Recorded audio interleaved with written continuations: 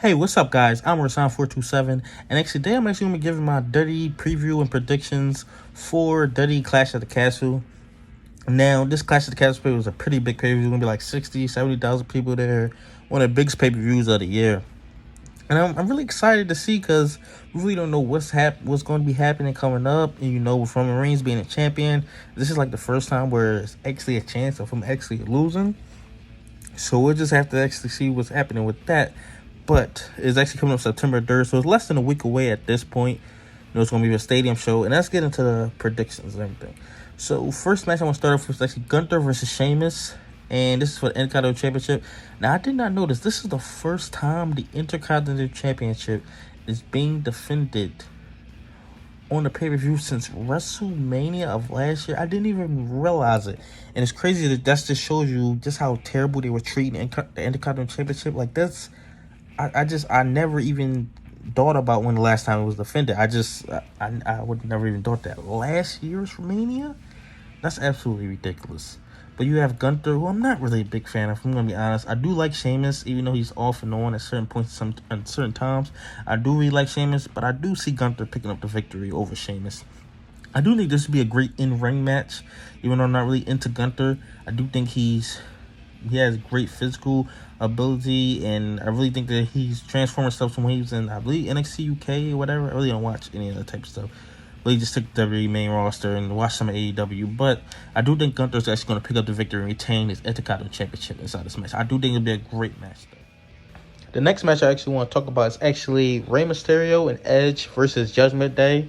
Now, in this match, this actually was just announced last night on Raw. And so in this match, I actually have Judgment Day coming out on top since they lost at SummerSlam. And this feud is probably going to go on for a little while since, the feud with Rey Mysterio, Edge, Dominic, and everything. I think it's going to go on for a little while and for much longer. So I have Judgment Day actually picking up the victory. The Riddle versus Seth freaking Rollins. Now, this match was supposed to happen at SummerSlam. They canceled that because they wanted to prolong, keep building it up. Now, I can see Seth Rollins winning this match if they want to prolong the feud. But if this is just like a one-time thing, or if this is... even if it started the feud, they still got Riddle win. But I do think Riddle is actually going to pick up this victory. And him picking up a victory over Seth Rollins, that could be great for him. Since I believe he's supposed to win the Rumble this year. And that would really have catapulted him. But he obviously didn't. And he actually need that momentum since Randy Orton's not there. Okay, Bro is not there. But I think Riddle picking up this victory will be great for him.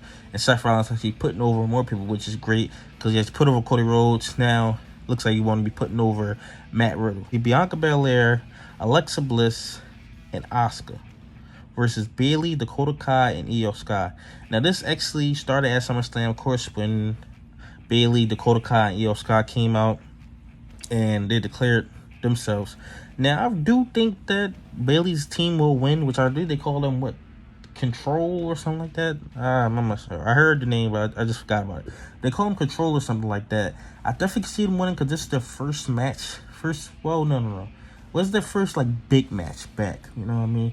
So, I definitely think they can pick up the victory. I just hope they don't have Bianca Belair, one who's getting pinned. That'll just be an issue because I don't think champions should be pinned. That's just for me personally. But I do think this would be a pretty good match as well. A 6-woman tag team match. I think that would be really great to actually see this and see what they actually do with this. But I do think Bayley's team will actually win. Great to see Bianca Belair is one of my favorites in the company today. Alexa Bliss and Asuka are always great. Liv Morgan versus Shayna Baszler. I guess this can go either way. If the way the ending of the Liv Morgan Ronda Rousey match, a lot of people didn't like, Liv Morgan being booed and stuff like that, which I don't understand that. It's a little tangent, you share a person, then you boo them for, I guess, the way she was booked, but then that's not really has nothing to do with her. So I do think Liv Morgan will win this match. I do think she'll retain. I think there's a chance that she could lose it, even though she just won Money in the Bank, I believe. So, yeah, I got Liv Morgan actually retaining the championship and actually walking out as the champion. Into the main event. This is the main thing I want to talk about because this can go definitely either way. Roman Reigns, Drew McIntyre, Undisputed WWE Universal Championship. Now, we all hear the reports. They want the WWE Championship off for Roman Reigns. They want that completely off him. They don't want that on no more. But then the problem is, how do you have him lose it if both titles are combined right now? Now, you could have him defend the WWE Championship maybe at a later date or something like that. if he actually wins this match. But then you got Theory always looming. But then do you want to put the titles on Theory right now? Or put one, or I guess you could have Theory cash in on one title, but then he's been talking about he's going to win both titles. So that'll be interesting, and that'll be kind of weird if he actually doesn't win both titles. I guess you can loophole that, but then you got Karrion Kross. How does he play into all of this? What I think they want to do is actually just put the WWE Championship on Drew McIntyre, keep Roman Reigns as the champion, and actually doing the 2-year anniversary thing of Roman Reigns being the Universal Champion this Friday night on SmackDown. But the thing about that is they're mainly focusing on the Universal, even though he's held the WWE Championship only for like 100 days at this point. But they're mainly focused on the Universal, so it mainly seems like they want to push that Universal, or he's been a Universal Champion for 1,000 days or whatever, but they want the WWE Championship off him. I don't know how they actually going to do this. My prediction is Drew McIntyre winning it. I probably am wrong about that, but I'm going to say Drew McIntyre. I want to say that Roman Reigns will not walk out the WWE Champion. I don't know how they actually do that. There's been talk about a triple threat match between Drew McIntyre, Karrion Kross, Roman Reigns, where it's like, okay, both titles on the line in 2 different matches, but it's triple threat. So the first match will be for the WWE Championship.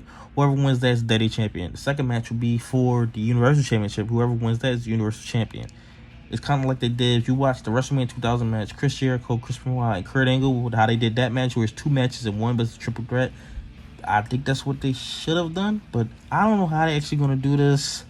There could be a huge chance that Roman Reigns walks out of this, but I'm going to go with Drew McIntyre. Being in his home state, being in his home country, I believe. Being in the UK, he's been winning this for a long time.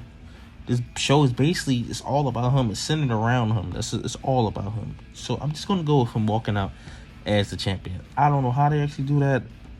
I'm probably wrong. Maybe they just put, but then USA wants that championship back on Raw. So how do you do that? I think the most opportune time is to do it tonight. I don't know how. Is to do it at Clash of the Castle. I don't know how they actually do that. They'll have to figure out how to pull it off to get the WWE Championship off of Roman Reigns. I know he's had this historic title reign, but then he hasn't really held the WWE Championship for that long. So it really won't matter that much. As long as he don't lose the Universal Championship. But then it's like, who does he usually lose the Universal Championship to? Because they really haven't built up nobody to actually beat him. So that's another issue that they have. But that's a different thing. But tell me your thoughts about this whole pay-per-view overall. I know they'll add a few matches later on down the line. But tell me your thoughts about this whole pay-per-view. I'm actually excited for it. I'm really excited for it because you don't know the unpredictability. It's in the afternoon, actually on a Saturday. So that's great as well. Next Saturday. This Saturday. So that'll be really, really cool. But I'm really just excited for it. See who walks out as champions. I know it'll be a few more matches added to. But tell me your thoughts inside the comment section below. I'm Rashawn427. Like, comment, subscribe.